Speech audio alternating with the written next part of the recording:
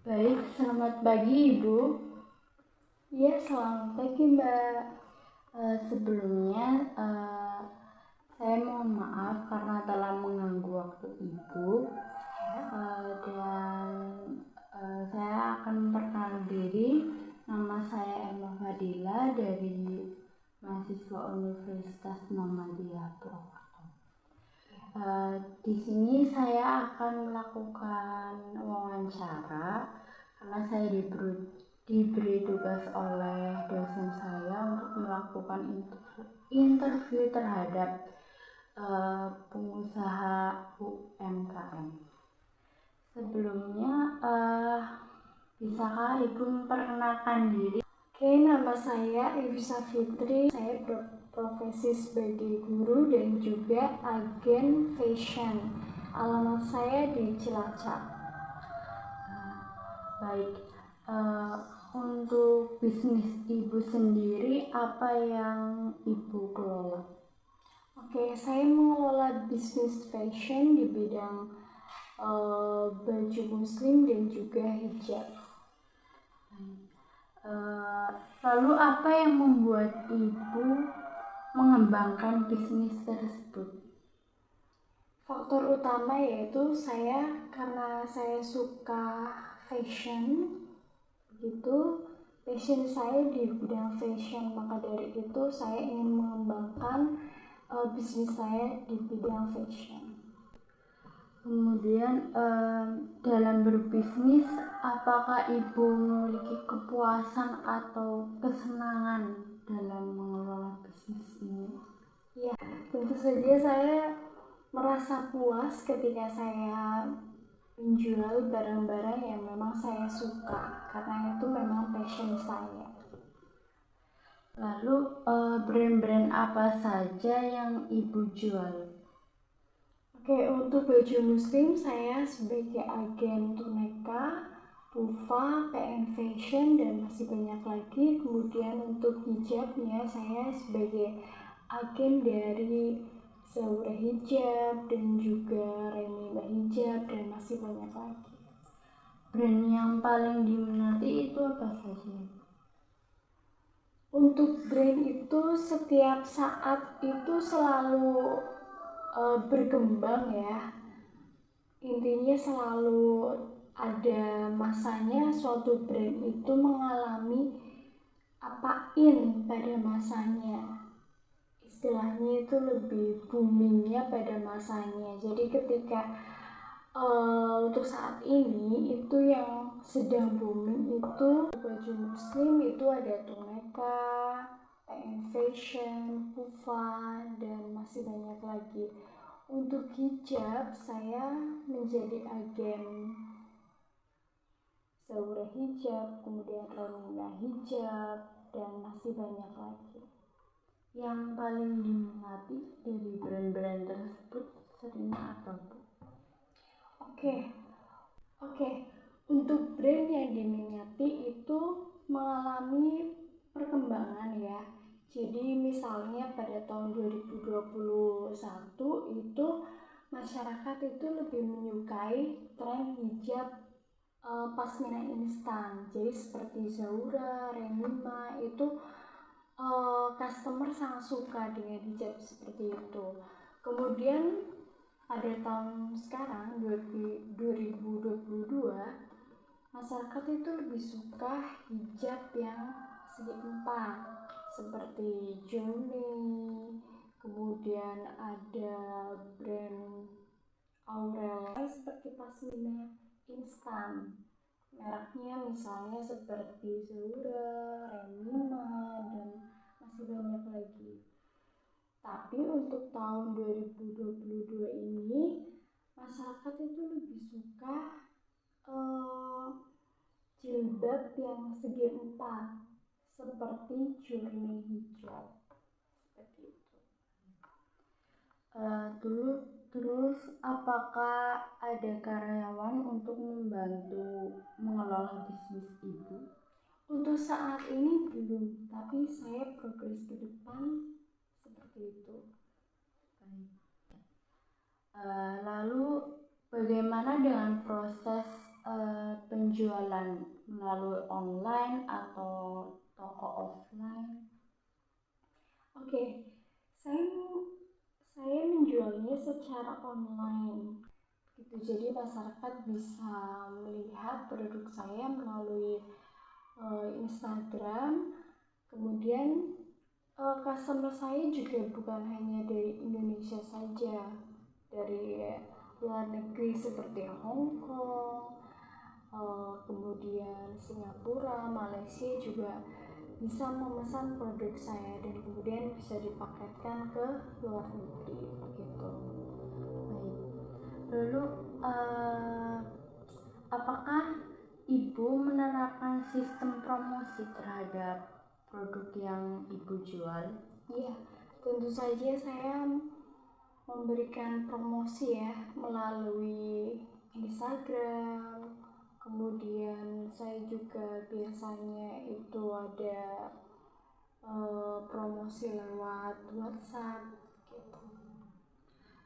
Apakah dalam promosi itu diberikan atau apakah ya dipromosikan itu terhadap event-event tertentu?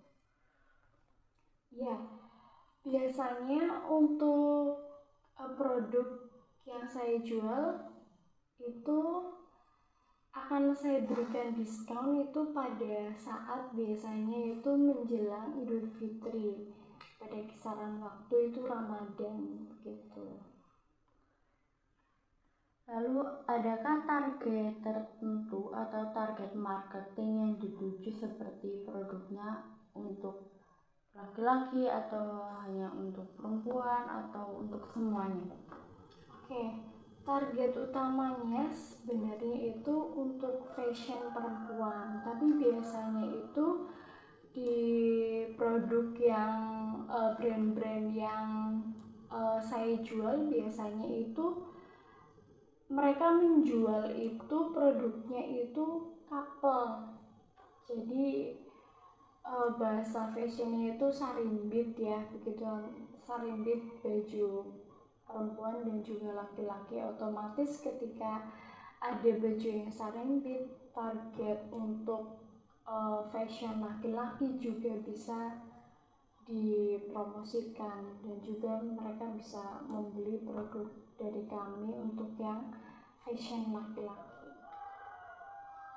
Kemudian sebelumnya mohon maaf, ini saya ingin bertanya tentang omset yang Ibu dapatkan itu kira-kira berapa ya? Omset yang saya dapatkan kurang lebihnya untuk satu bulannya itu kisaran 1-2 juta gitu. Lalu untuk pencatatan transaksi itu biasanya Ibu melakukan pencatatan manual atau menggunakan aplikasi? Oke, untuk pencatatan penjualan saya menggunakan 2 sistem manual. Jadi ada buku catatan penjualan khusus yang online gitu. Jadi pembeliannya berapa, kemudian penjualannya berapa, kemudian untungnya berapa, saya catat. Kemudian juga saya menggunakan aplikasi, yaitu aplikasi buku warung begitu. Di sana bisa mencatat penjualan via online gitu. Lalu apakah Ibu sudah memisahkan antara uang pribadi dan uang usaha? Ya, saya sudah memisahkan hal tersebut dengan cara ada beberapa rekening bank yang saya gunakan untuk transaksi penjualan dan juga untuk tabungan saya pribadi begitu. Lalu bagaimana cara Ibu untuk mengatur keuangan agar stabil antara pengeluaran dan kebutuhan Ibu? Oke, cara saya untuk mengatur semuanya itu dengan cara kebetulan kan saya berprofesi sebagai guru, otomatis dan juga sebagai agen fashion.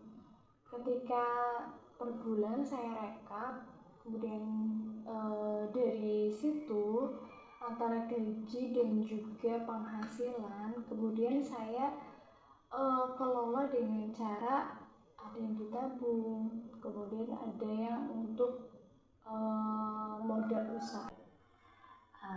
Dan sebelumnya kan ibu mengatakan bahwa ibu mempunyai pekerjaan utama sebagai guru. Apakah ibu merasa kesulitan membagi waktu antara pekerjaan utama dan berbisnis? Oke, ya. Hal tersebut saya siasati, misalnya seperti saya itu kerja dari pagi sampai siang, kemudian saya akan mengemas barangnya itu di siang hari. Jadi lebih ke kita bagi waktu untuk pekerjaan utama dan juga kita berbisnisnya gitu.